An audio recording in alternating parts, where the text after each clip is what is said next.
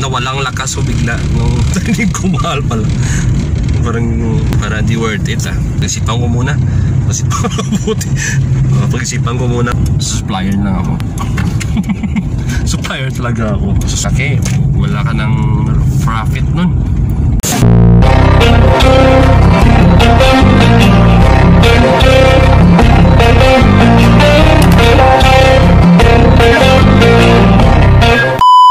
Mga believers,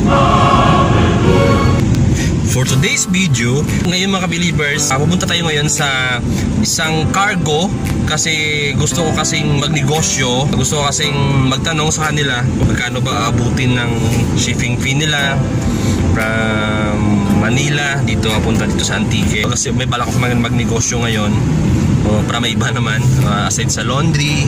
Gusto ko rin magnegosyo ng laundry supply. Ito yun ang plano ko.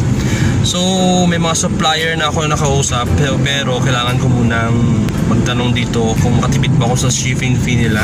Hindi rin ako lugi. Kailangan natin pumasok sa negosyo na alam natin na panalo tayo, diba?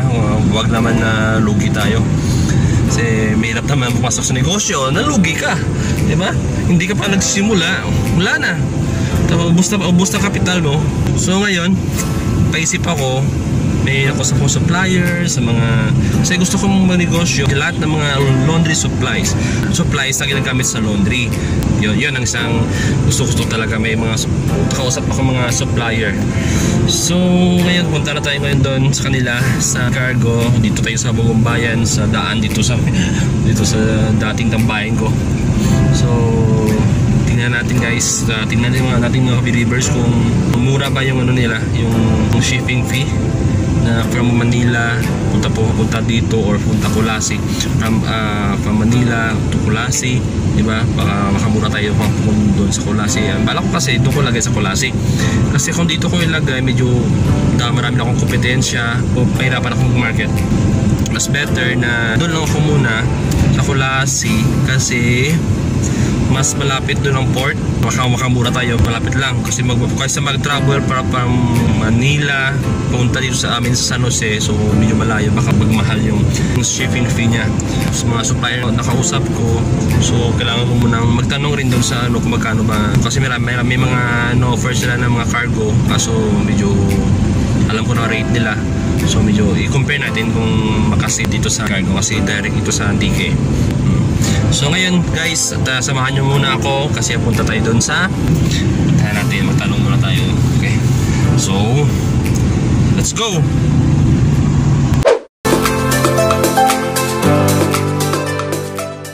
Ito guys, ang gisaan na nasunog yan last time lang kasi yun ito. So tingnan nila, so dito na suot pa tayo ng mas.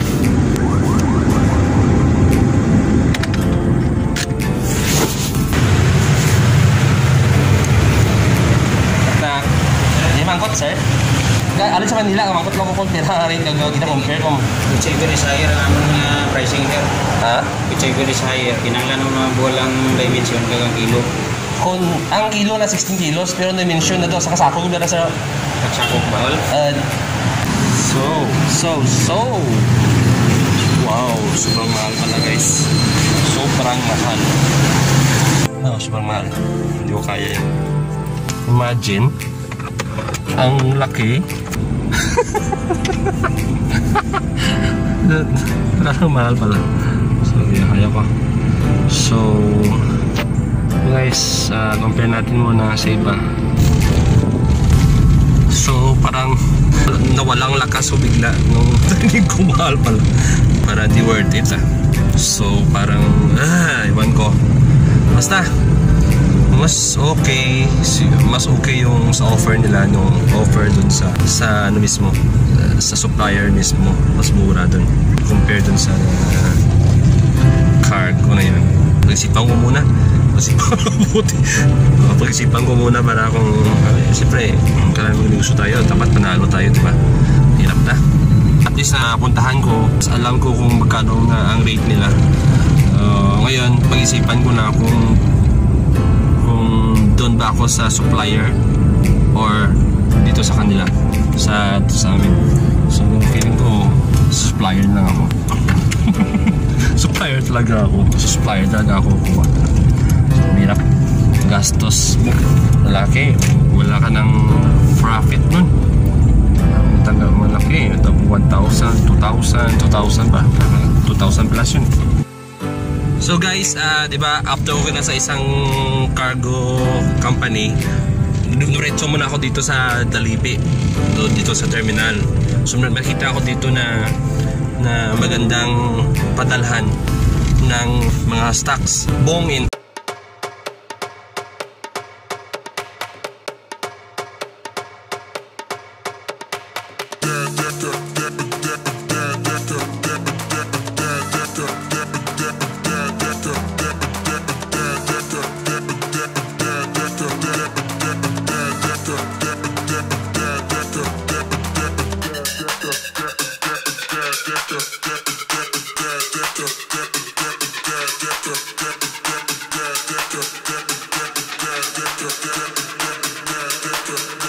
Kasi pag dun sa Manila, pwede nila pick upin sa kung saan yung supplier.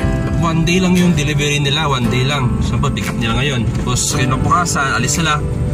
Dito na sila sa Antique.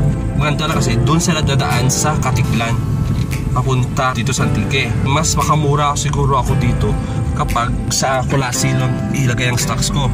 Doon na sa Colasi. Mas makamura ako kasi 3 hours pa biyahe from Colasi papunta dito sa Antique, sa San Jose.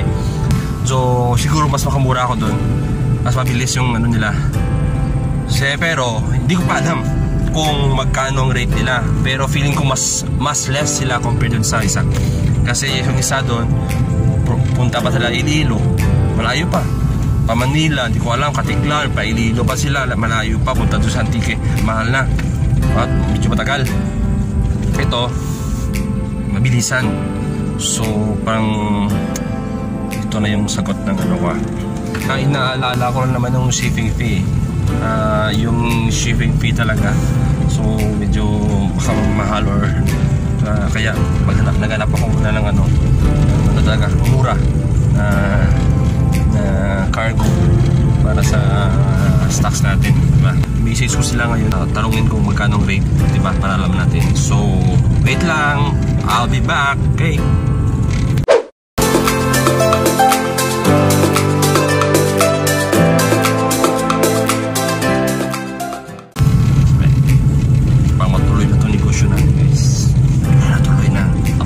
Until next time, if you like this video, please don't forget to like and subscribe and hit the notification bell para updated ka tuwing may bago akong video. Happy laundry!